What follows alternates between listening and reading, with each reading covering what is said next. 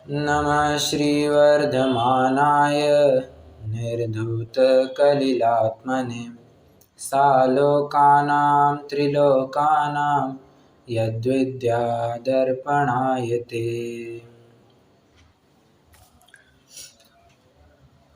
सम्यक दर्शन के 8 अंगों की हम चर्चा कर रहे हैं। प्रकरण के अंतर्गत 5 अंगों की हम चर्चा कर चुके हैं। अब 5वां जो उपगुहन या उपबृहन नाम का अंग था उसकी चर्चा करने के पश्चात आज हम 6वां स्थितिकरण नाम का अंग प्रारंभ करने जा रहे हैं। सीधे अपन श्लोक पढ़ना प्रारंभ कर देते हैं, उसका अर्थ करेंगे।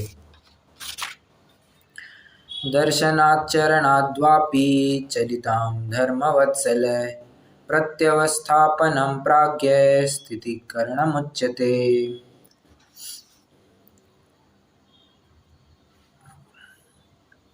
फिर से एक बार। दर्शनाच्चरणाद्वापि चलितां धर्मवत्सल प्रत्यवस्थापनं प्राज्ञ स्थितिकरणमुच्यते। अर्थ पढ़ लेते हैं एक बार। कोई पुरुष पहले सम्यक दर्शन सहित श्रद्धानी था तथा व्रत संयम सहित चारित्र धारक था।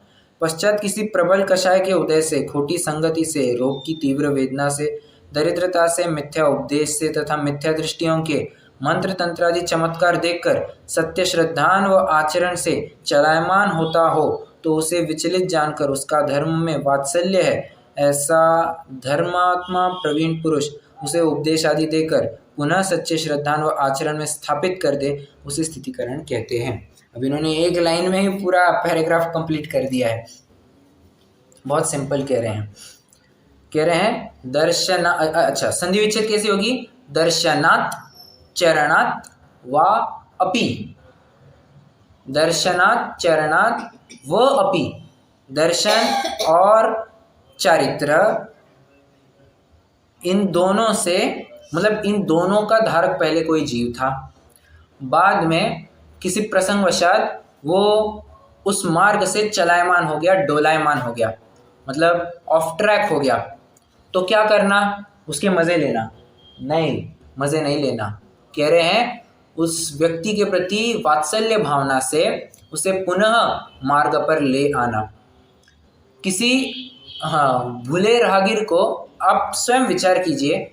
कोई व्यक्ति मान के चलिए उसको कोई एड्रेस मिल नहीं रहा है, ठीक है, वो थोड़ा सा रास्ता भटक गया है और आप थोड़े टाइम से देख रहे हैं कि वो एक ही जगह से बार बार चक्रे काट रहा है। अब ऐसा देख करके आपको उस व्यक्ति और उसने आपको एड्रेस पूछा कि बाबा ये एड्रेस कहाँ पर मिलेगा। आप उसे घुमाएंगे और या उसको सही सही रास्ता बताएंगे? सही बात है कि हम तो उसे सही सही रास्ता बताएंगे, घुमाने की कोशिश नहीं करेंगे। क्यों? अरे ये कोई भूला भटका हुआ व्यक्ति लग रहा है, इसको सही एड्रेस पर पहुंचाना बहुत ज़रूरी है, वरना ये हो सकता है इसके हाथ में कोई अपॉर्चुनिटी हो तो, या फिर इसका कोई बहुत बड़ा काम हो, ये काम अड़ सकता है।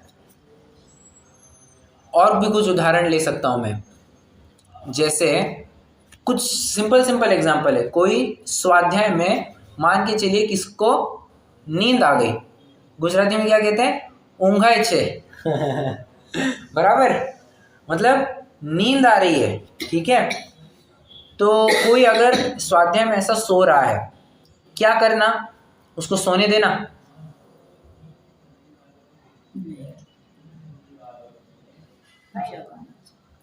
तो सोने नहीं देना तो उसको जगाएंगे उसको। अच्छा, कब किसी ने किया है कभी ऐसा?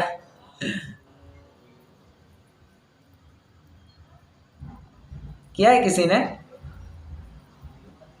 मैंने तो किया है। याद नहीं मुझे, पर मैंने किया है, इतना तो मुझे याद है कि कोई व्यक्ति अगर स्वाध्याय करते करते, प्रवचन सभा चल रही है, वो सो गया, मैंने उसको हल्का सा धक्का दे करके मैंने उसको जगाया, इतना मुझे पता है। तो क्या? हाँ राइट, मैं सूरत में किया था मैंने।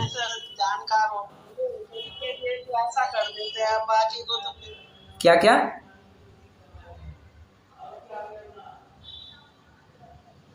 क्या कहा? मतलब जो अपना है कि वात्सल्य, मतलब जो अपना तो है जिसके साथ, उसे तो कह देते हैं, दूसरा ना बुरा भी मान जाता है ना, एक हाँ हमें हाँ एक हाँ मिनट में हाँ। टोक दिया कर दिया। अब ये एक बहुत बड़ी समस्या हो गई है कि दूसरे को जगह दे तो उसको बुरा लगता है। भले आदमी मैं सो रहा हूँ तो मुझे नींद से उठाना है, पर इसमें उसको बुरा लगे तो लगे। देखिए शराब बुरी है कह करके कलाली को दुख हो, इसमें हम क्या कर सकते हैं? अगर सत्य व्यसन में पाप है कहकर अगर वेश्या को तकलीफ हो तो इसमें हम क्या कर सकते हैं? हम तो कुछ नहीं कर सकते। मतलब ये उसकी प्रॉब्लम है ना, वो जाने। हमने अपना काम करना चाहिए। अब देखिए, हम इतने भी वितरागी नहीं हो गए हैं कि दूसरों के प्रति कुछ ही हम ध्यान ही ना दें। आज हम भी समाज में रहते हैं, तो समाज के लोगों को थोड़ा सा जागरूक कराना ये किसी ना किसी हद तक हमारी भी एक छोटी सी जिम्मेदारी रहती है। प्रवचन सभा चल रही है, शास्त्र स्वाध्याय चल रहा है, हमें ये हमारा कर्तव्य बनता है कि हम उस व्यक्ति को उठाएं। और फिर भी अगर वो बहुत नींद में लग रहा है तो उसको हल्के से जाकर के कहे, भैया एक काम करो, तुम्हें सोना है ना, तुम बाहर जा करके सो। यहाँ बैठे बैठे एक ना तुम्हारा उपयोग लगता है, दो तुम्हारी वजह से दूसरों को भी नींद आ सकती है, तीन जिनवानी की विराधना हो जाती है। इसलिए यहाँ पर मत सो, सोना है तो बाहर जाकर के सो जाओ, ऐसा हम कहना चाहिए। ये भी स्थितिकरण का एक अंग है, स्थितिकरण की एक बात है। कैसे? अरे वो सच्चे मार्ग पर चल रहा था, शास्त्र स्वाध्याय कर रहा था, जिनवाणी सुन रहा था, भगवान के वचन सुन रहा था। अब ऐसे में उसको नींद लग गई, मतलब हुआ क्या? ऑफ ट्रैक चला गया। तो करना क्या? उसको फिर से मार्ग पर ला दो, मार्गस्थ कर देना उसको। ठीक है। यहाँ पर एक बहुत अच्छा शब्द पढ़ा है, प्रत्यावस्था प्रत्यावस्थापन। प्रत्यावस्थापन, ये कई शब्द सुना है क्या आपने? मतलब इन जनरल लौकिक स्तर पर। इंग्लिश में इसे रिहेबिलिटेशन कहते हैं। रिहेबिलिटेशन मतलब क्या? भूकंप वगैरह हो गया, बहुत कुछ नुकसान हो गया, अब वहां के लोगों को पुनः स्थापित करना, अपनी रेगुलर लाइफ में फिर से ले आना, इसको रिहेबिलिटेशन कहते हैं। अब जैसे कि मान के चलिए घर टूट गए तो क्या करना? उनको धीरे धीरे उनके लिए फिर से आश्रय बांधना, उनको किसी स्थान पर ठहरने की व्यवस्था करना, उनके खान पान की व्यवस्था करना। मतलब जो उनकी रूटीन लाइफ में ब्रेक लग गया था और बहुत ही एबनॉर्मली जी रहे थे, उसको पुनः उनके नॉर्मल लाइफ पर ले आना, नॉर्मेलिटी पे लेके आना, उसे रिहेबिलिटेशन कहते हैं, प्रत्यावस्थापन कहते हैं। ये जितने भी क्या कहना चाहिए व्यसन मुक्ति केंद्र हुआ करते हैं, ये व्यसन मुक्ति केंद्र क्या करते हैं?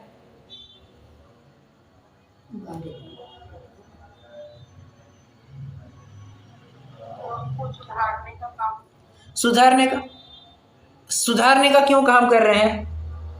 क्योंकि वे बिगड़े हुए दिखाई दे रहे हैं।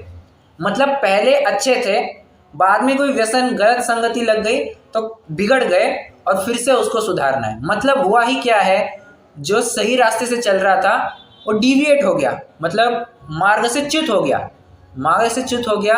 अब मानवीयता, मतलब सच्ची मनुष्यता बरकरार रखनी है, लोगों को व्यसनों से दूर रखना है, उनके व्यसन दूर करने हैं, तो क्या करना? उनको पुनः इस मार्ग पर ले आया जाए। ये व्यसन मुक्ति केंद्र भी एक स्थितिकरण का ही तो उदाहरण है।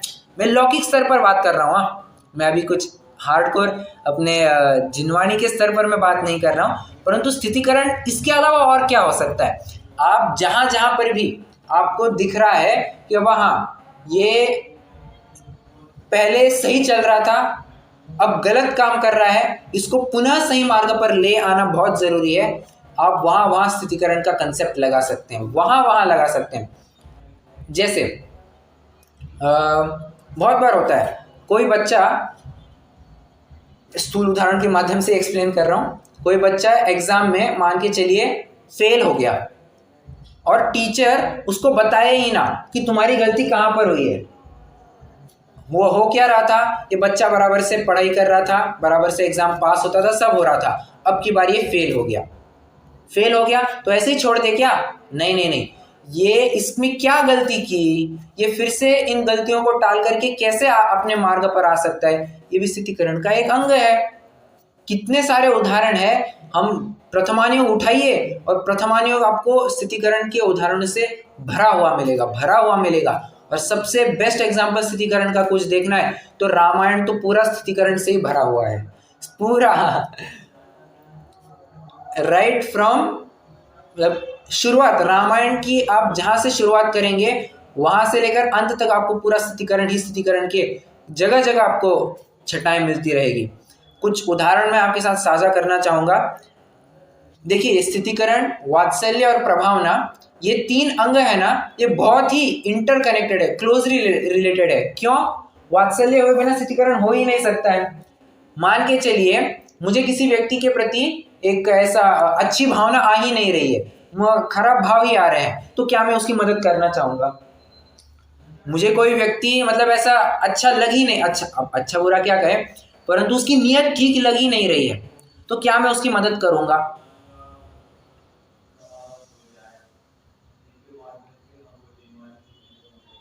आवाज ब्रेक हो गई थी, वापस बोलिए। मैं ये कह रहा हूँ, किसी व्यक्ति की नीयत ठीक नहीं लग रही है, वो व्यक्ति हमें अच्छा नहीं लग रहा है, तो क्या हम उसकी मदद करेंगे या नहीं करेंगे? करेंगे। आप करेंगे? मतलब आपको पता है कि सामने वाला अपने ऊपर उलटने वाला है, तो नहीं, देखिए मैं समझ रहा हूँ, मैं पॉइंट ऐसा है, शशि जी ने थोड़ा सा एक मदद, सबको मदद करेंगे इस भावना से उत्तर दिया था, नो प्रॉब्लम। परंतु मैं ये कह रहा हूँ, किसी जीव के प्रति अगर वात्सल्य की भावना आ ही नहीं रही है तो क्या उसके प्रति मदद की भावना हो पाएगी क्या? मैं तो इस प्रकार से प्रेजेंट करना चाहता था। नहीं हो पाएगी। हाँ, नहीं हो पाएगी। अब कल को जाकर के मान के चलिए आपका अब क्या कहूँ मैं, कैसे उदाहरण दूँ? ठीक है, एक आप किसी का नहीं, मतलब एक इन जनरल है, 2 दोस्त हैं, 2 दोस्तों को आपस में बहुत अच्छा चलता है, एक दिन हो गया उनके बीच में झगड़ा। अब वात्सल्य की भावना रही क्या? वात्सल्य की भावना नहीं रही, तो मदद करने की भावना भी होगी क्या? नहीं हो पाएगी। इसलिए स्थितिकरण, वात्सल्य और थोड़ा जोड़ देंगे तो प्रभावना, ये बहुत इंटरकनेक्टेड है। वात्सल्य होगा तभी स्थितिकरण हो पाएगा, और इस स्थितिकरण के माध्यम से ही प्रभावना और बढ़ती है कि बाबा जो मार्ग से हट गया था उसको फिर से मार्ग पर ले आना, ये भी कोई कम प्रभावना थोड़ी ना है। जरूरी नहीं है कि प्रभावना के अंतर्गत अन्य मत के लोगों को ही जैन मत में परिवर्तित करवा देना। हाँ, प्रभावना ये नहीं है, ये तो बहुत दूर की बात हो गई। जो आज अपने ही लोग बिछुड़ रहे हैं उनको तो पहले अपने मार्ग पर ले आओ, ये स्थितिकरण करो, उनकी समस्याओं का निपटारा करो, अपने आप प्रभावना हो जाएगी। उनको भी जिन धर्म के बारे में विशेष महिमा आएगी, ये बात समझ लेनी चाहिए। हाँ, तो मैं कुछ उदाहरण देने वाला था रामायण में से। रामायण में प्रसंग है, सब राउंड टेबल कॉन्फ्रेंस चल रहा है सबका, अब मैं थोड़ा सा स्टैंडर्ड भाषा में कह रहा हूँ, राउंड टेबल कॉन्फ्रेंस चल रहा है, सबकी मीटिंगें बैठी हुई है, बैठे हैं राम, लक्ष्मण, उनके सभी मित्रगण, बंधुवर कहने की अपेक्षा जितने भी साथी संगाती है उस समय में उनके मिले हुए कुछ 2-4 जन है, सब विचार विमर्श कर रहे हैं कि सीता की प्राप्ति कैसे की जाए, क्योंकि सीता का हो चुका है अपहरण, कोई व्यक्ति उसको उठा करके ले गया है। सीता को ढूंढे तो कहाँ ढूंढे? आकाश में ढूंढे, पाताल में ढूंढे, धरती पर ढूंढे, पानी में ढूंढे, कहाँ ढूंढे? प्रश्न अब ढूंढने की बहुत बड़ी समस्या है, तो क्या किया जाए, इसके ऊपर विचार विमर्श चल रहा है। उतने में कोई पहरेदार अंदर आकर के कहता है, राजा प्रभु राम की जय हो, श्री राम की जय हो। हे प्रभु, हमारे यहाँ दरवाजे पर कोई एक व्यक्ति आया है, सज्जन, अपना नाम सुग्रीव बताते हैं, तो वे आपसे मिलना चाहते हैं। अंदर आधे मतलब अनुमति है कह करके सुग्रीव सामने आ जाते हैं। कहते हैं, भाई तुम्हारी समस्या बताओ। देखो, विचार करना, श्री राम पहले से ही अपने चिंता से चिंतित है, उनको कितना बड़ा टेंशन है। कोई अपनी पत्नी को ही उठा करके ले गया है, इससे बड़ा टेंशन क्या हो सकता है। और वो भी कहाँ, जंगल में। ऐसा भी नहीं कि राजमहलों में रहते थे, कोई पहरेदार देख लिया होगा, कुछ ऐसा कुछ नहीं, जंगलों में उठा करके ले गया है। अब इस ऐसी हालत में कौन देखेगा। तो बहुत बड़ा झटका लगा था उनको। तो ऐसी परिस्थिति में भी उन्होंने सुग्रीव को पूछा, सुग्रीव बताओ तुम्हारी क्या समस्या है। तो सुग्रीव ने कहा, देखो हाँ, मेरी भी पत्नी का हुआ है अपहरण, परंतु मेरी पत्नी का अपहरण थोड़ा सा अलग स्टाइल में हुआ है। कैसे? श्री राम के सामने उसने पूरी केस प्रेजेंट की। वो कहता है, मेरा एक प्रतिद्वंद्वी है, साहसगति नाम का एक विद्याधर है, वो मेरा ही भेष बना करके, बहुरूपिया बन करके नगर में घूम रहा है और चाहता है कि मेरे संपत्ति, मेरे राज्य, मेरी पत्नी, इन सबको हड़प ले। वो चाहता है। तो ऐसा कहकर करके उसने आधी प्रजा अपनी तरफ खींच ली है। क्यों? अरे बहुरूपिया है ना। आधी प्रजा मानती है कि ये असली सुग्रीव है, आधी प्रजा मानती है कि वो असली सुग्रीव है। अब बहुत बड़ी समस्या आ गई है, क्या किया जाए। अरे समस्या तो यहाँ तक बढ़ गई है कि 2 पुत्र हैं उनके, बच्चे भी बढ़ गए हैं। एक कहता है ये मेरे पापा, एक कहता है ये मेरे पापा, सच्चे पापा यही है, सच्चे पापा यही है। दोनों बेटे भी बढ़ गए हैं। अब सिर्फ पत्नी तो पार्टी नहीं जा सकती है उसमें।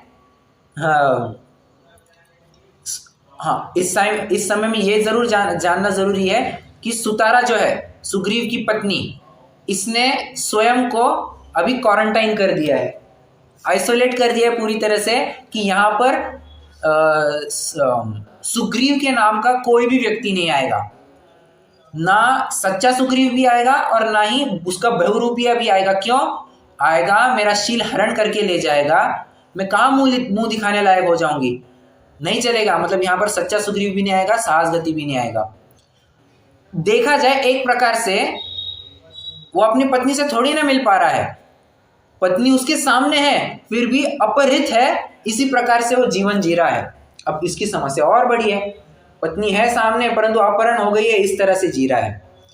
अब राम को लगा कि इसकी समस्या तो बहुत बड़ी है, एक काम करो, तुम जानते हो वो कहाँ रहता है, वो कहाँ पाया जा सकता है? वो कहते हैं हाँ पाया जा सकता है।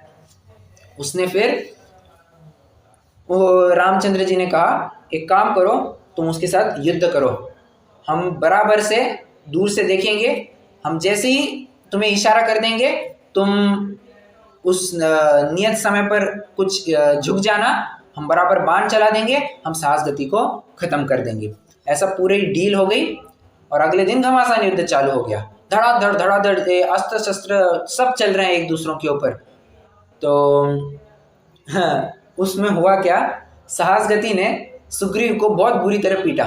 मतलब लगभग वो मरने की हालत में था, जैसे तैसे अपनी जान बचा करके फिर से आ गया। तो सुग्रीव को अच्छा नहीं लगा। वो कहता है, you had committed, you had promised that you will support me, आप मुझे जीतने के लिए आप मदद करेंगे। आपने you haven't kept your word, आपने अपने शब्द का पालन नहीं किया है। रामचंद्र जी कहते, भले आदमी तुम बैठो, सुनो, जब तुम युद्ध कर रहे थे हम ही खुद नहीं पहचान पा रहे थे कि सच्चा सुग्रीव कौन है और नकली सुग्रीव कौन है। तो अब की बार क्या करना, एक 2-4 दिन हफ्ता भर रुको, थोड़ा सा तुम भी ठीक ठाक हो, तुम्हारी हालत कुछ फिर से लड़ने जैसी लग नहीं रही है, काम करो, विश्राम करो जरा, अपन फिर से इसके ऊपर उपाय ढूंढेंगे।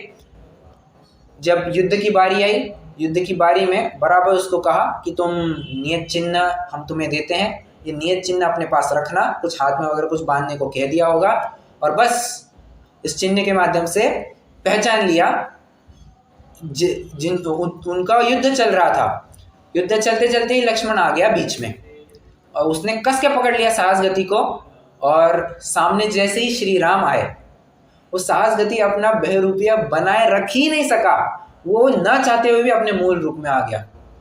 श्री रामचंद्र जी ने उसको वो चरणों में लौटने लग गया, उसने माफ़ी मांगी, सब हो गया, और साहसगति ने फिर साहसगति को फिर फॉरगिव, और तेरे को माफ़ कर दिया मैं, आई फॉरगिव यू।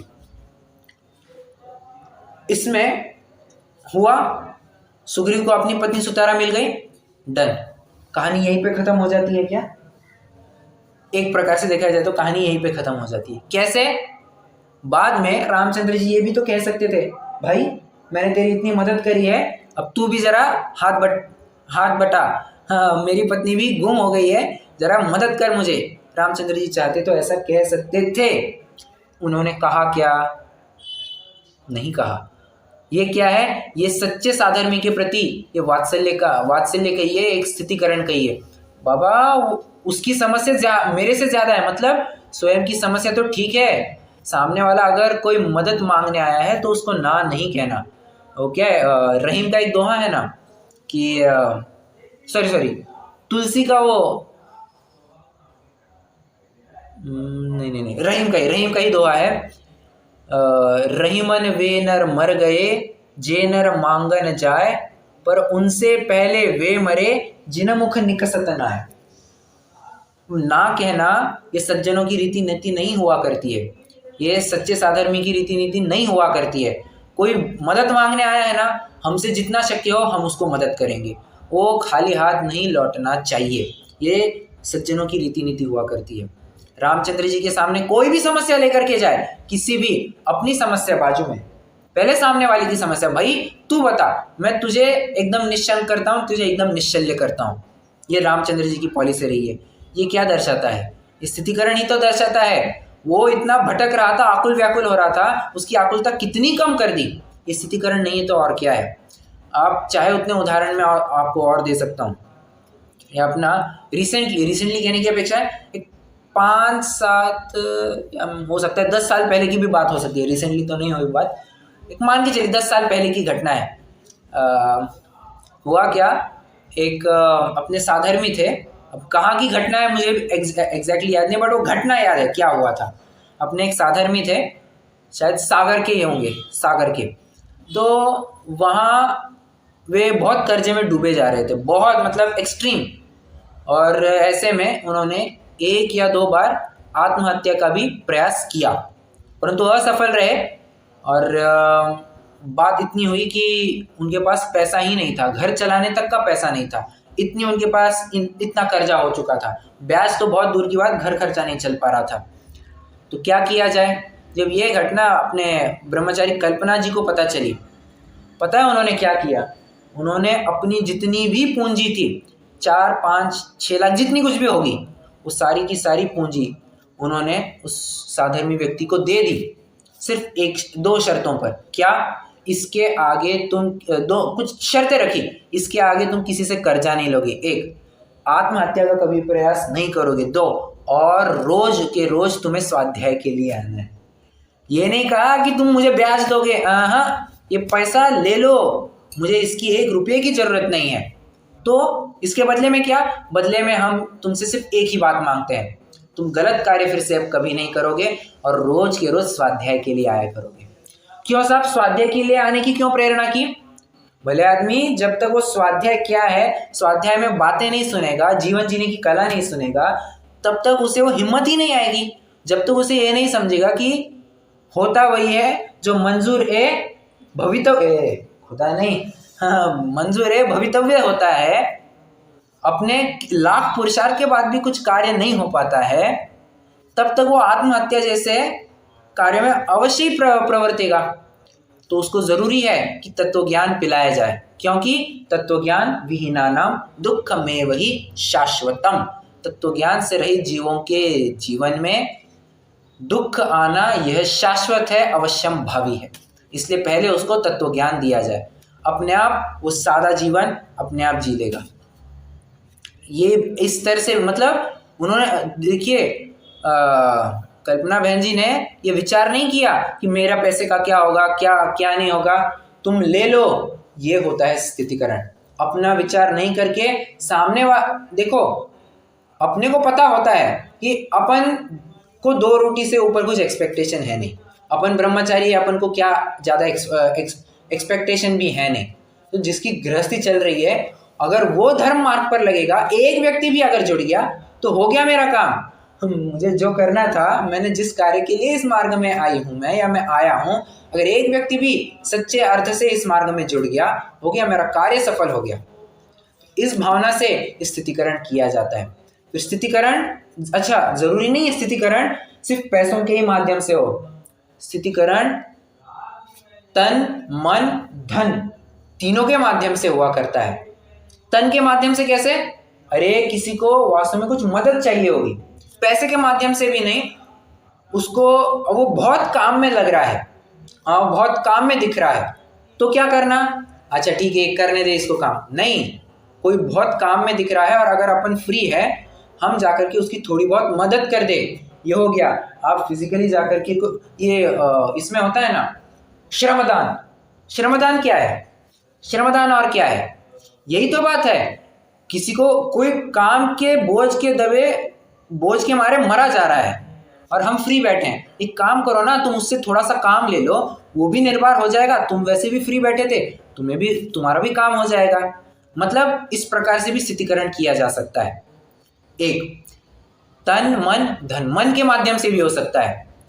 मन के माध्यम से कैसे? किसी को मानसिक सहायता की बहुत जरूरत होगी, कोई डिप्रेशन में चला गया है, डिप्रेशन वाले व्यक्ति को क्या करना? अरे उसको मानसिक सहायता देना, मतलब उसको थोड़ा सा पुरुषार्थ जगाना, उसको थोड़ा सा हिम्मत बंधवाना। भाई कुछ नहीं होता है, सब होगा, तुम्हारे नसीब में होगा, सब होगा, तुम तो बस पुरुषार्थ करते रहो। पुरुषार्थ करना अपने हाथ में है, कर हौसला इतना बुलंद कि तकदीर से पहले ही खुदा आकर के तुम्हें पूछ दे, बोल बंदे तेरी तमन्ना क्या है।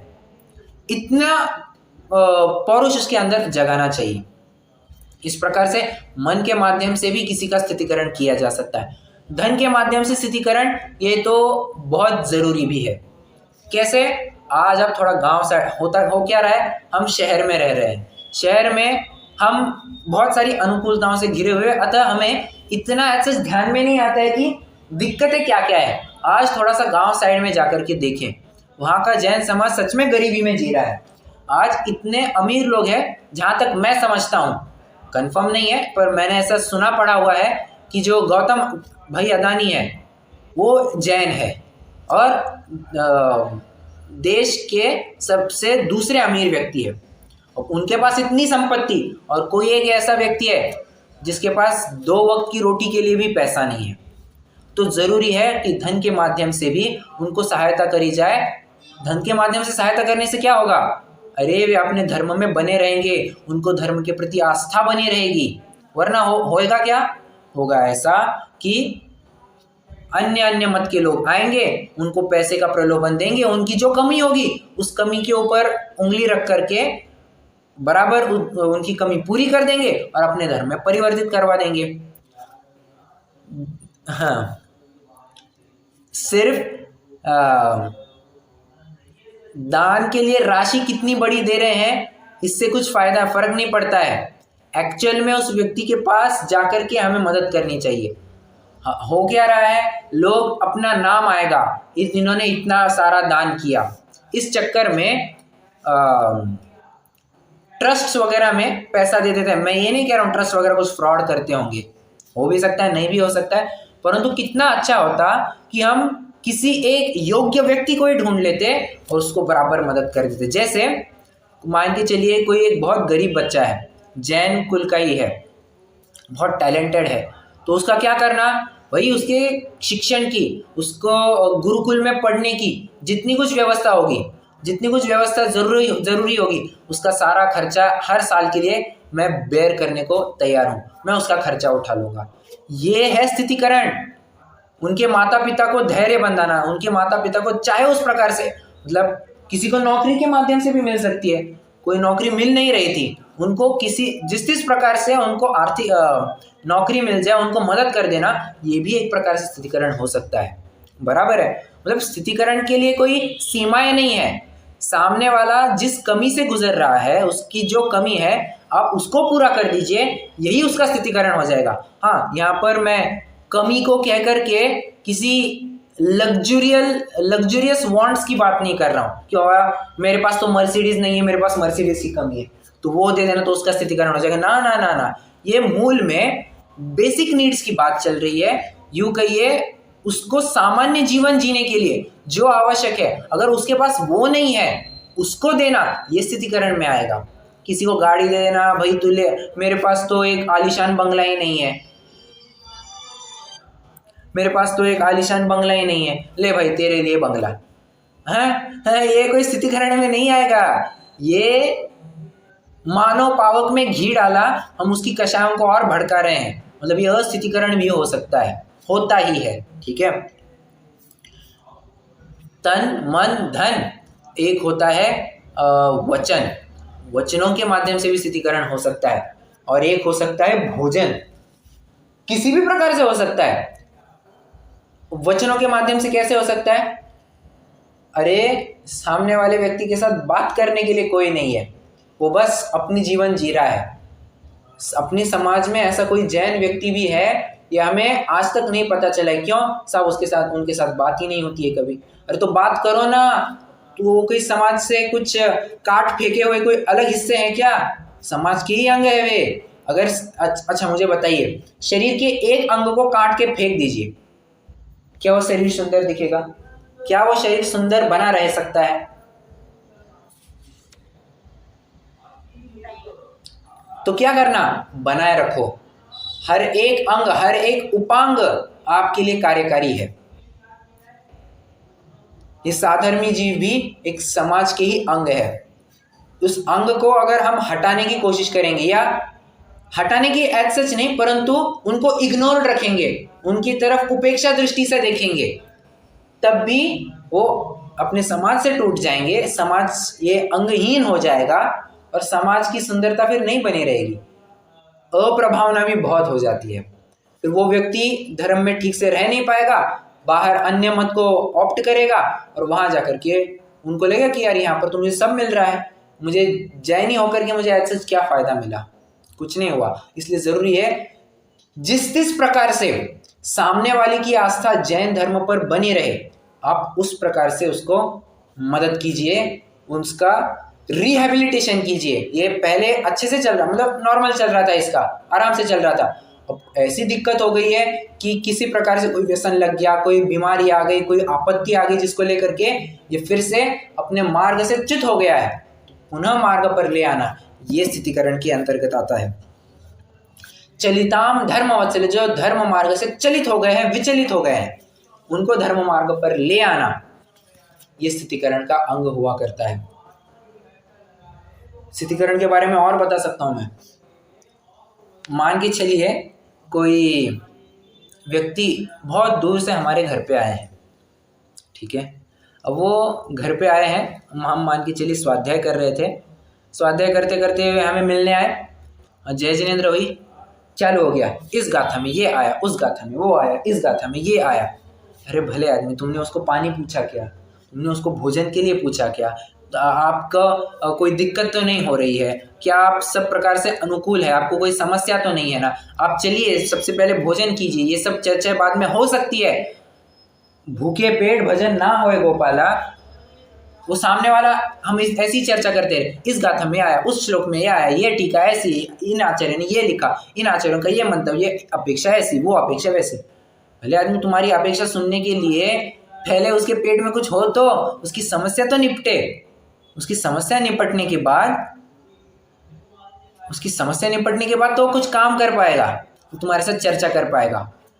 तुम उसका स्थितिकरण, इस प्रकार से भी स्थितिकरण हो सकता है। कोई बहुत भूला भटका साधर्मी राहगीर है, वो आश्रय की अपेक्षा रखता है, उसको आश्रय देना, आश्रय के माध्यम से भी हम उसका स्थितिकरण कर सकते हैं। मतलब कंक्लूजन मेरा इतना ही है कि जिस प्रकार से सामने वाले की सच्ची आस्था, मैं ये नहीं कह रहा हूँ कोई वेग आस्था होगी कि हाँ ऊपरी आस्था होगी ना, सच्ची आस्था इस जिन धर्म पर बनी रहे, वो आप मार्ग अपनाइए।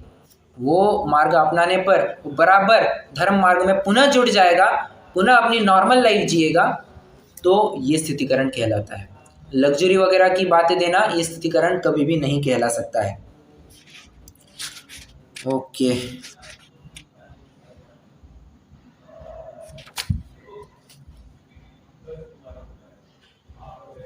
देखिए पेज नंबर 32 पर ना एक पैराग्राफ है, थोड़ा सा पढ़ते हैं उसको। इस दुखम पंचम काल के जो मनुष्य हैं वे अल्पायु और अल्प बुद्धि के लिए ही उत्पन्न होते हैं।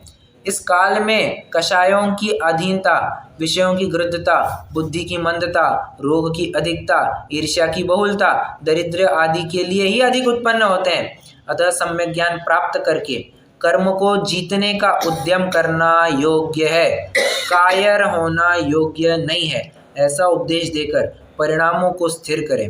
रोगी हो तो औषधि, भोजन, पथ्यादि द्वारा उपचार करें। 12 भावनाओं का स्मरण करा के शरीर की सेवा, मल मूत्रादि की विकृति को दूर करके जिस प्रकार से परिणामों को धर्म में दृढ़ करना, वह स्थितिकरण अंग है। आ रही है बात? मैं जो कह रहा हूँ वही सेम बात आ रही है? कितने जनों को लग रहा है कि हाँ सेम बात आई है?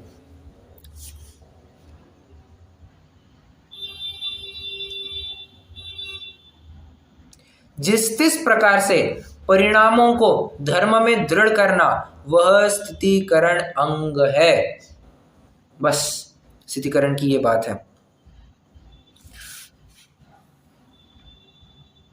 और भी कई बार क्या होता है कि जैसे ओल्ड मैन होते हैं, वो है ना, उनको कोई पूछता नहीं है और वो बीमार भी होते हैं तो उनसे बात भी नहीं करता। बराबर।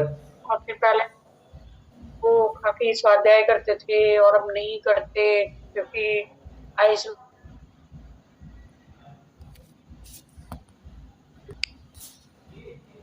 मैं बोल रही थी, जैसे ओल्ड मैन होते हैं ना, वो बीमार होते हैं, आइस भी साथ नहीं दे पाती। पहले तो पढ़ते थे ग्रंथ वगैरह, काफी बराबर। पढ़ नहीं पाते।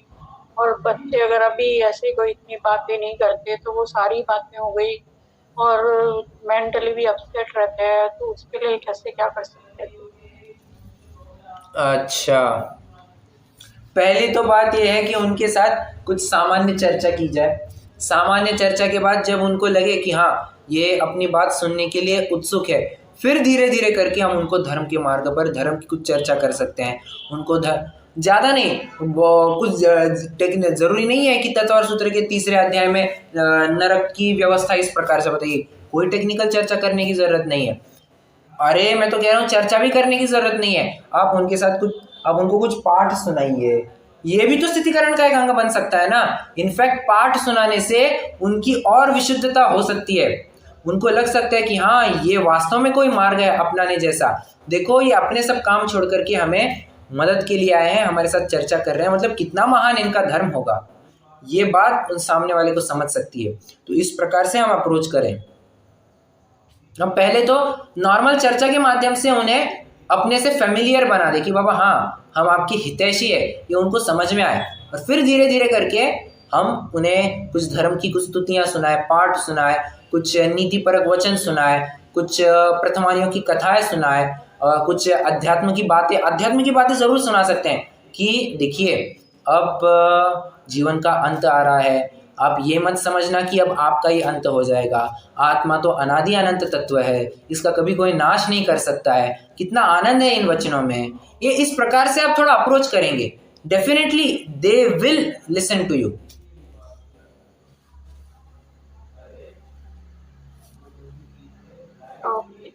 ठीक है। हाँ, पहले दिन आकर आप जाकर के कहे कि आत्मा अनादि अनंत तत्व है, कुछ नहीं होता, ये कुछ नहीं होता। भले आदमी तुम मेरी समस्या तो निपटाओ। मैं मानसिक होता क्या है, जो वृद्ध व्यक्ति हुआ करते हैं उनको पैसे से भी कुछ लेना देना नहीं। उनको बहुत ज़्यादा ज़रूरत होती है मानसिक सहारे की। मन के स्तर पर उनको कोई तो भी चाहिए कि हाँ हम इनके साथ चर्चा करें, इनके साथ कुछ शेयर करें, कुछ बातें करें, और उन बातों के माध्यम से फिर आप धीरे धीरे उनको तत्व ज्ञान दीजिएगा। देखिए अंत तो गत्वा आपको तत्व ज्ञान तो देना ही पड़ेगा। कितनी भी मैं ये कह रहा हूँ आप 1 घंटा बात कीजिए, कोई दिक्कत नहीं। अंत में अगर आप 1 लाइन भी तत्व ज्ञान की देते हैं, सिर्फ ये नहीं कि अच्छा हो जाएगा सब, वो नहीं। इसमें हम कैसे अपने मोक्ष मार्ग को और प्रशस्त कर सकते हैं, ऐसी कुछ 2-4 मिनट भी बात कर लेना तो फिर वो 1 घंटे कोई मायने नहीं रखता है। हम अवश्य ये कह सकते हैं कि हमने अपने ओर से उनके स्थितिकरण की बात ज़रूर की है। मतलब अंत में आपको तत्वज्ञान तो करना ही करना है, फिर फर्क नहीं पड़ता आप 1 घंटे की को विकथा करो या और कुछ करो, दैट्स इट। ये भी स्थितिकरण का एक अंग है। हाँ, ऐसा भी नहीं होने देना कि उनकी बातों में हम बहते चले जाए, अंत में तत्वज्ञान देना जरूरी। ये मेरे साथ भी हुआ है। एक वृद्ध व्यक्ति थे, थोड़े मतलब बहुत ही डिप्रेस लग रहे थे। इनफैक्ट वो मेरे सामने रोने ही लग गए। अब क्या किया जाए, अंत में जाकर के अपन उनको हाँ सांत्वना ज़रूर देंगे कि सब अच्छा हो जाएगा, आप चिंता मत करें। अच्छा हो जाएगा कहने की अपेक्षा हम उनको ये कहे, देखिए हमारे ही पाप कर्म का यहाँ पर उदय आया है, हम क्या कर सकते हैं, और पापों में प्रवृत्ति करें क्या? नहीं, थोड़ा धर्म मार्ग में लगो भैया। तुम धर्म मार्ग में लगोगे तो पाप कर्म की प्रकृतियाँ अपने आप ही संक्रमित होकर के पुण्य में आएगी, तुम्हारे दुख आकुलता अपने आप कम हो सकती है। इस प्रकार से हम उनको तत्व ज्ञान दे। अच्छा, ये भी तत्व ज्ञान ना दे कि भगवान तुम्हारा सब भला कर देगा ना, तुम अच्छे से तत्व ज्ञान करो, तुम विषयों से अपनी आसक्ति हटा दो, तुम्हारा अपने आप अच्छा हो जाएगा। ठीक है,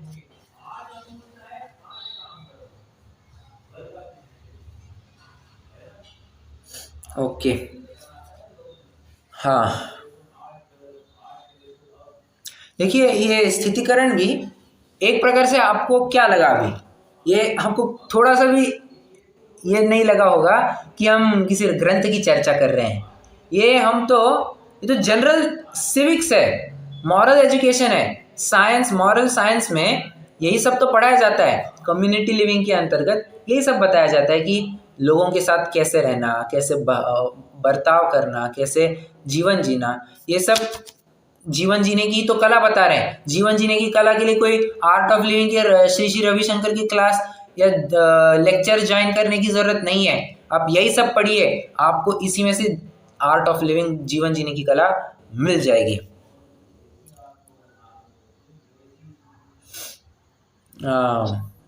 कोई प्रश्न है?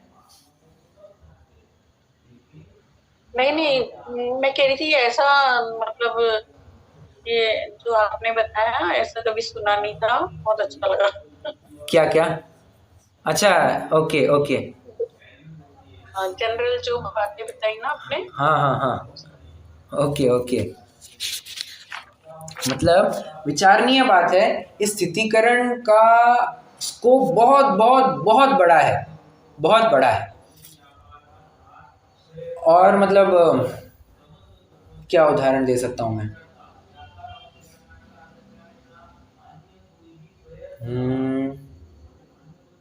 रामायण, अब रामायण को मुझे याद करना पड़ेगा, ये घटनाएं उसमें इतनी सारी है, कौन सी घटना बताई जाए, ये बात बनती है। हाँ, सीता को जब जंगल में छोड़ दिया, सीता को जंगल में छोड़ दिया तो सीता ने क्या कह करके संदेशा भेजा, आपने बहुत कुछ बड़ा काम, बड़ा तीर नहीं मारा है मुझे छोड़ करके, ये वे आपने बहुत गलत किया है, ऐसा कुछ नहीं कहा। उनको भी धर्म मार्ग पर ही बने रहे, इस प्रकार से एक स्थितिकरण का मैसेज दिया। ये एक्चुअल में देखा जाए तो ये निशंकता या फिर अमूढ़ दृष्टि में चला जाएगा। स्थितिकरण का और अच्छा एग्जाम्पल देखना हो तो ध्यान मतलब याद करना उस प्रसंग को। क्या हुआ है, सीता जी वन में चली गई है, वन में चली गई है, हाँ, आर्य का दीक्षा लेकर के वन की तरफ प्रस्थान कर गई है, पॉइंट नंबर 1। कुछ काल के पश्चात देवगण राम और लक्ष्मण के स्नेह की, वात्सल्य की परीक्षा लेने के लिए धरती पर उतर आते हैं और लक्ष्मण की परीक्षा करते हैं कि your big brother is no more. होगा 1 अप्रैल होगा, अप्रैल फूल करने गए होंगे कि your big brother is no more. इतना क्या कहा, लक्ष्मण तो मर गए, और बाद में क्या हुआ ये सब आपको भी पता है। सबसे पहले तो राम बेहोश हो गए। अब राम जब होश में आए तो होश क्या और बेहोशी क्या, ये उनमें कुछ फर्क ही नहीं पड़ रहा था। क्यों? एक प्रकार से उन्मत्त की भांति 6 महीने तक लाश को ढो रहे थे, ये बात तो सभी को पता है। अब इसके आगे क्या हुआ ये समझना, राम को वैराग्य कैसे उत्पन्न हुआ है देखना। हुआ ऐसे था कि जटायु का जीव और कृतांतवक्र का जीव, ये दोनों भी स्वर्ग में देव हो गए थे। कृतांतवक्र अब बहुत एजेड हो चुके थे, उन्होंने दीक्षा ले ली थी और वे दीक्षा लेकर के साधना अधूरी रह जाने के कारण स्वर्ग चले गए थे। जटायु भी श्रावक होने के कारण स्वर्ग चला गया था, बराबर। तो उनको ध्यान में आया कि अरे जिन्होंने अपना जीवन भर जो अपने स्वामी रहे हैं, ऐसे श्री राम, ये आज देखो कैसे पागलों की भांति लाश को ढो रहे हैं और लाश में जान फूकने की कुचेष्टा कर रहे हैं। हे लक्ष्मण उठ जा, देख अब खाने का समय हो गया है, कुछ खा ले लक्ष्मण।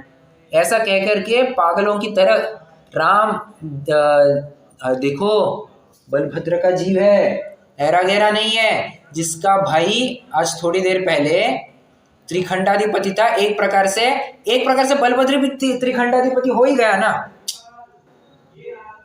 अल्टीमेटली दोनों ही राजा कहे जाते हैं, ठीक है, एक अपेक्षा है, हाँ, मतलब अब सर्वथा नहीं ले लेना।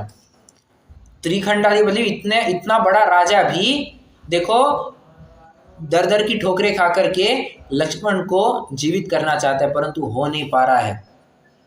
तो हुआ क्या, वे दोनों जीव कौन से, जटायु और कृतांतवक्र का जीव आ गए धरती पर। पहले कृतांतवक्र का जीव आ गया, सामने कर क्या रहा है कि पत्थर है, बहुत बड़ी शिला है, उस शिला के ऊपर थोड़ा खुदवाई करके उसमें बीज डाल रहा है और उसको सिंचाई वगैरह कर रहा है। राम ने देख लिया, राम ने कहा यार ये क्या पागलपंती कर रही है। कहा ए पागल क्या कर रहा है तू, सब मैं इसमें थोड़ा सा पेड़ लगाने की कोशिश कर रहा हूँ, तुम्हें अकल वकल है या नहीं, कभी पत्थर पे पेड़ उगा हुआ देखा है क्या तूने, चल चल भाग जा, कुछ भी करते रहता है। चला गया वो। दूसरे स्थान पर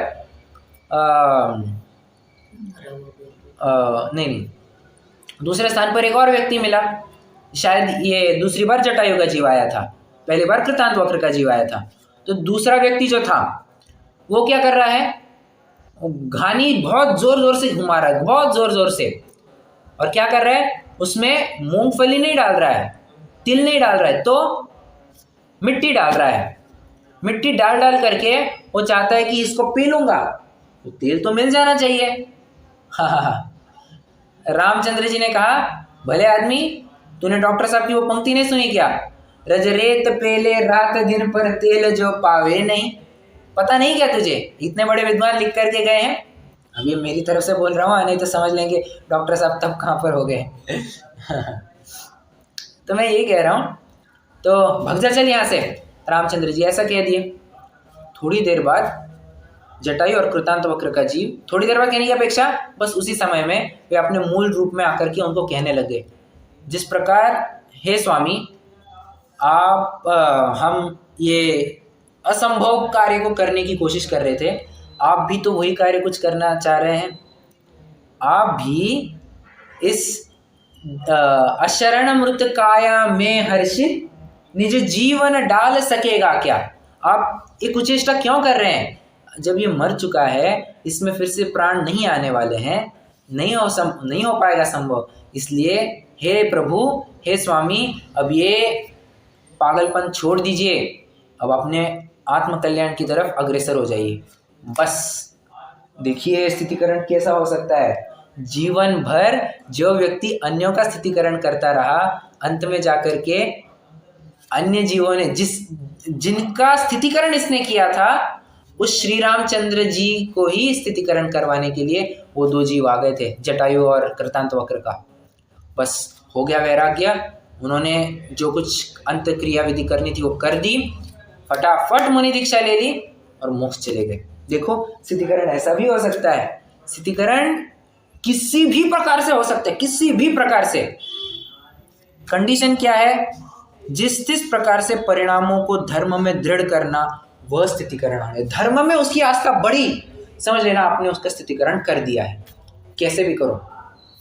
मैं और थोड़ा एग्जांपल देता हूँ, रियल लाइफ एग्जांपल देता हूँ। हुआ क्या, थोड़ा सा हम पहले श्वेतांबर मत में थे और उस समय में खान पान की संपूर्ण शिथिलता थी हमारे यहाँ पे। क्या खाना, क्या पीना, रात में क्या, सब चलता था। और जैसे हम दिगंबर मत में आ गए तो हमने डिसाइड कर लिया कि बॉस अभी अपन को कुछ नहीं करना है, अब हम सब शुद्धि का भोजन करेंगे और उस हिसाब से हमारा जीवन भी ढलेगा। तो ये डिसीजन, हाँ अब देखिए हुआ क्या, तब मैं उस समय में छोटा था। छोटे बच्चों को यूजुअली थोड़ा सा चटपटी चीज़ें खाने की या फिर अन्य चीज़ें खाने की बहुत उत्सुकता होती है, उनको खाने की बड़ी इच्छा होती है। तो ऐसे में क्या किया जाए, तो ऐसे में होता क्या था, मैं चोरी छिपे बाहर की चीज़ें खा लेता था। मुझसे नहीं हो पाता था, मैं खा लेता था बाहर की चीज़ें। अब ऐसे में पिताजी और माताजी को बाद में ये बात पता चल गई, अब ये ऐसे ऐसे उल्टे काम कर रहा है, क्या किया जाए? तू पागल है, तू ये है, ऐसा नहीं। एक काम करो, जो इसको बाहर मिलता है ना उसको घर में ही प्रोवाइड कर दो। बस जब उसको घर में ही जो चीज़ शुद्ध सात्विक पद्धति से जो हो सके अपन बना करके उसको खिलाएंगे। जब उसकी दृष्टि घर पर ही बनी रहेगी तो बाहर झांकेगा ही नहीं। सिंपल, ये भी स्थितिकरण का एक अंग हो गया। फिर मैंने उसके बाद बाहर का खाने की बात ही नहीं, मैंने बाहर का खाना ही पूरी तरह छोड़ दिया और आज मैं किसी प्रकार से बाहर की कोई चीज़ खाता नहीं। किसका प्रभाव है? घर में जब मुझे सब मिल रहा है, जब मुझे मेरी माताजी सब बना करके दे रही है, इस स्थितिकरण ही का तो अंग हो गया। मैं धर्म के ऊपर आस्था नहीं रख पा रहा था, यार ये कैसा धर्म है जिसमें हमको कुछ भी मज़ा नहीं करने मिल रहा है, हमें कुछ भी खाने पीने नहीं मिल रहा है। धैर्य रखो, तुम्हारा पुण्य का उदय तुम्हारा सब तुम्हें खड़ा करके देगा। और पुण्य का उदय था, निमित्त के रूप में हमारी माताजी आ गई, हो गया। इससे मेरी धर्म के प्रति और आस्था बढ़ गई, हो गया, ये स्थितिकरण का अंग हो गया। है रियल लाइफ एग्जाम्पल दे रहा हूँ मैं आपको, रियल लाइफ एग्जाम्पल दे रहा हूँ। आप भी अपने जीवन में घर परिवार वालों के साथ किस प्रकार ये स्थितिकरण कर सकते हैं, आप जरूर विचार करना। 10-15 मिनट क्यों ना हो, आप एकांत में बैठिए, हो सकता है इस कक्षा के बाद ही जरूर बैठिएगा। विचार करना, शांति से विचार करना कि आज हमारे घर में हम क्या क्या बदलाव लाना चाहते हैं, हम उस प्रकार से हम क्या क्या बदलाव कर सकते हैं। अब चालू विचार कीजिए, अब चालू कीजिए। अपने आप जब दृष्टि बाहर ही नहीं दौड़ेगी, घर में ही बनी रहेगी, तो ये भी स्थितिकरण हो जाएगा। कितने जन समझ रहे हैं?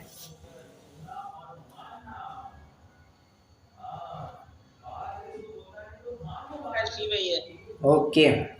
अगर हमें लग रहा है कि बच्चा बाहर के दोस्तों के साथ ही बहुत गपशप लगाता है, उसको धर्म के प्रति कोई आस्था नहीं बनी रही है, या बाहर में बहुत घूमते रहता है, एक काम करो। क्या करो? तुम उसके दोस्त बन जाओ, तुम उसके साथ चर्चा वार्ता करो और नॉर्मल एज दोस्त ही चर्चा वार्ता करो और धीरे धीरे उसको तत्वज्ञान देना चालू कर दो। हो गया स्थितिकरण। अच्छा, अब ये नहीं समझना कि आज बैठ जाएंगे और बता यार क्या चल रहा है, गले में हाथ डाल करके बैठ गए। मैं वैसी बात नहीं कर रहा हूँ, एक प्रॉपर लिहाज में बात होगी, सब स्टेप बाय स्टेप प्रोसेस होगी। एक दिन में सब झटके में नहीं होगा काम, स्टेप बाय स्टेप। हो सकता है दिनों लगे, हफ्ते लगे, महीने भी लग सकते हैं, परंतु आप धीरे धीरे आगे बढ़ करके आपको तत्वज्ञान जरूर देना है। आप इस प्रकार से प्रयास कीजिए, आपने जरूर इस जिन धर्म की प्रभावना में अपना हाथ जरूर बटाया है। आज के लिए इतना ही। स्थितिकरण का वैसे बहुत और चाहे उतना एक्सप्लोर कर सकते हैं स्थितिकरण अंग में, क्योंकि क्या है, हम थोड़ा सा आगे का विषय भी बहुत बड़ा है, हमें उसे भी कवर करना है। हम एक ही पॉइंट पर तो ज़्यादा रुक नहीं सकते, जैसे जैसे विषय आएगा वैसे ज़रूर इसकी चर्चा करते रहेंगे। कोई प्रश्न हो, जिज्ञासा विशेष हो, ज़रूर रख सकते हैं।